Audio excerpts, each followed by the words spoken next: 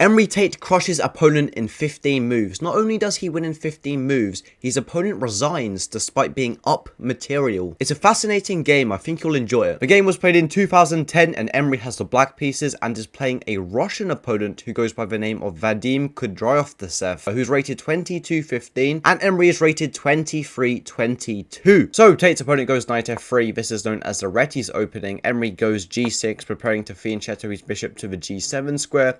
D5 is played, controlling the center, and now bishop g7, c4, and now we see the move c5. d5 was seen in the game, however, if dc5, then after a simple move like knight a6, white has doubled their pawns, and black will be regaining this pawn with a pleasant position. So for that reason, after c5, we see the move d5 by white here. d6 was played, and now we see the move e4, so white is really controlling the center here, so Emory strikes back with the move e5, controlling the center for himself, saying, if you can do it, I can do it.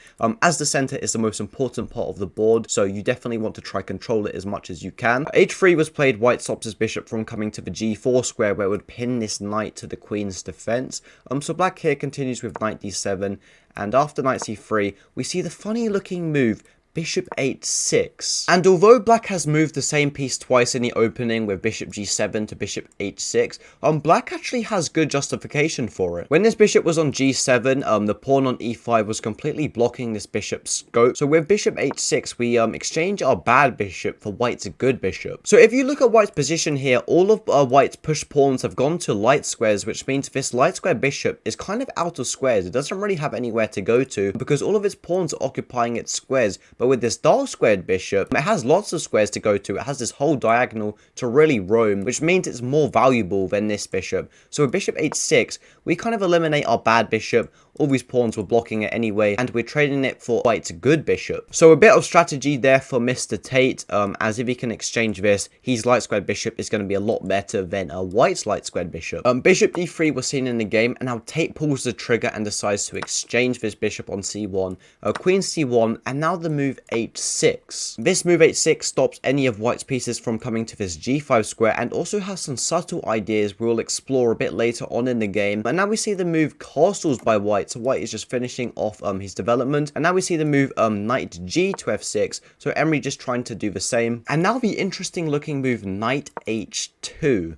We see the move knight h5 by Emory, looking at this f4 square, as the f4 square would be a nice outpost for this knight, as it would attack this bishop and put pressure on the king. So for that reason, white plays the move g3, stopping this knight from coming to this f4 square. And now we see the move knight d to f6. And you may be wondering, why is Emory not castled here? He's made about 100 knight moves, lots of bishop moves, but he hasn't castled. Well, the thing is, when the position is closed, you can actually sometimes get away with not castling. It would be a lot harder for white to start a counter attack on the king, as white would first have to break open the center, put all the pieces in position. So it would take a lot longer for white to really mount a successful attack on black's king here, as it's fairly safe to hidden behind all these pawns. So for that reason, Emory can kind of get away with moves like knight d to f6. And after knight d to f6, we see the move h4 by white. It looks a bit strange, but this pawn on h3 is actually under attack by this bishop on c8. And if you try a move like king g2 here after queen d7, it can get quite nasty, as you'll probably end up having to play this anyway, and now the white queen can infiltrate,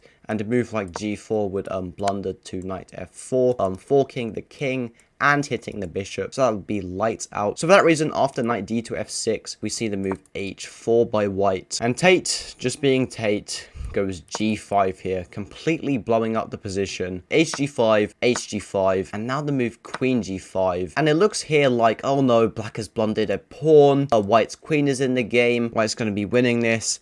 Well, that's what Tate's opponent was probably thinking. However, after a brilliant move that Tate played, his opponent resigned. And that brilliant move was the move knight f4. And after this, Tate's opponent pulled the plug, called it quits, said, you know what, I've had enough, and resigned. And I'm going to show you why. So first things first, if this is taken, then a nice move like rook g8 just simply wins this queen, as this queen cannot move anywhere because it is pinned to the king's defense. It would be in check otherwise, and you can't move into check, so this queen couldn't move, so this queen would be lost. Have to sacrifice here. and Tate's just completely winning. So for that reason, after gf6, this cannot be taken because after a rook g8, you lose the queen. And the problem for white here is that black is actually threatening this bishop. So let's say, you know what, I'm going to defend my bishop today. Bishop e2. Oops.